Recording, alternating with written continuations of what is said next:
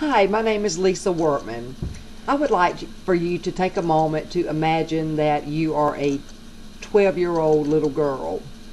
You live in the home with your mother, who is a drug addict.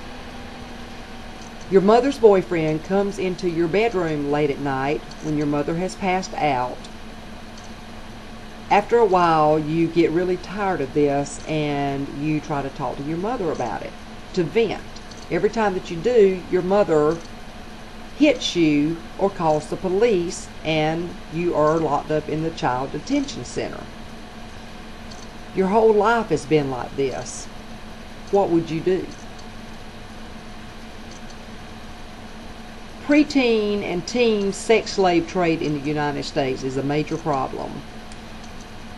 Some statistics are, and this comes from abc.com, the U.S. Department of Justice estimates between 100,000 and 3 million American kids under the age of 18 are involved in prostitution and sold for sex every day.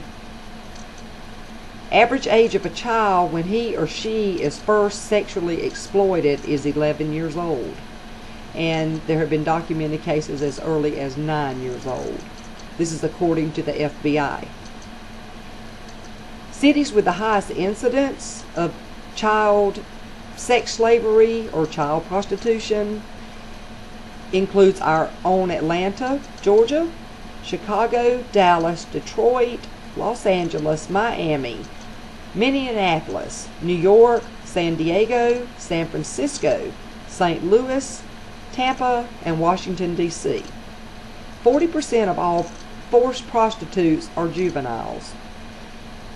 75% become involved with theft, drugs, and or pornography.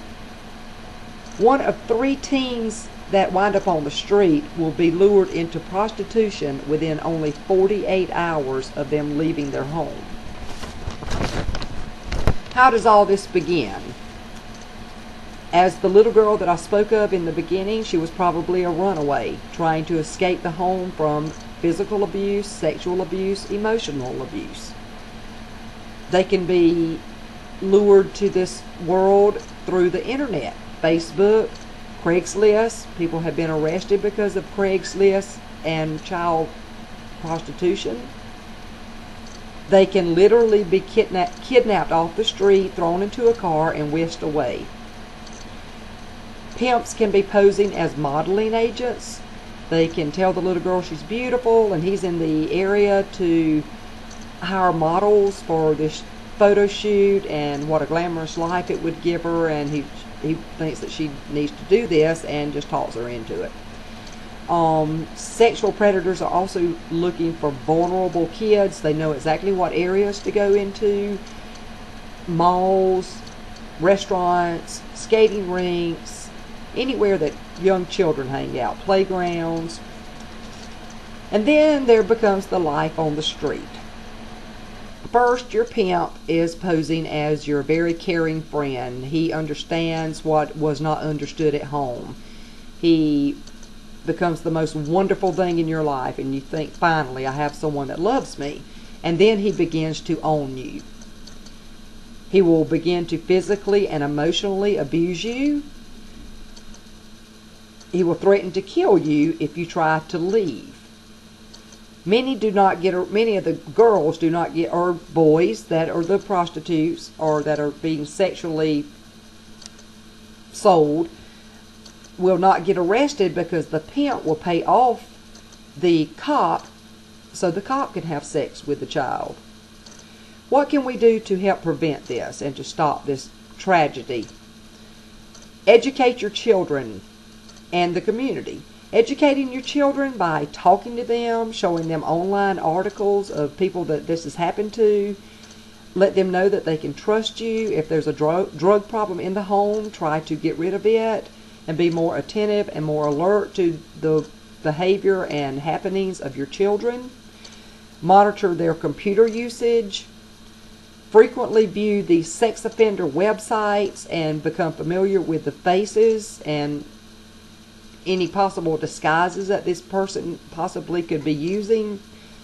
educate your community through a program that's called Shared Hopes International. They provide PowerPoints and discussion guides that include sex trafficking awareness and prevention. The founder and president is a former Congress lady by the name of Miss Linda Smith. In conclusion, I would like to read you something that she wrote to the Daily News in Washington, D.C. This is the last paragraph of a letter. It says, "Finally, John," you know, Johns are the men that pay for prostitutes. "Finally, John, no child wants to grow up and become your product. No little girl thinks it would be nifty to be bought by 5 or 10 of you per night, suffering sexual assault more than 1,000 times a year. Consider the Washington State Legislature your friendly reminder to stop buying sex with children. If you don't, the state can take your car, money, reputation, and time. And really, that's a small price to pay for being an accomplice to the death of a childhood." Please try to educate your community and especially your children to the scary issues that this can become and how quickly and instantly it can become a reality and face any of us and our homes. Thank you very much.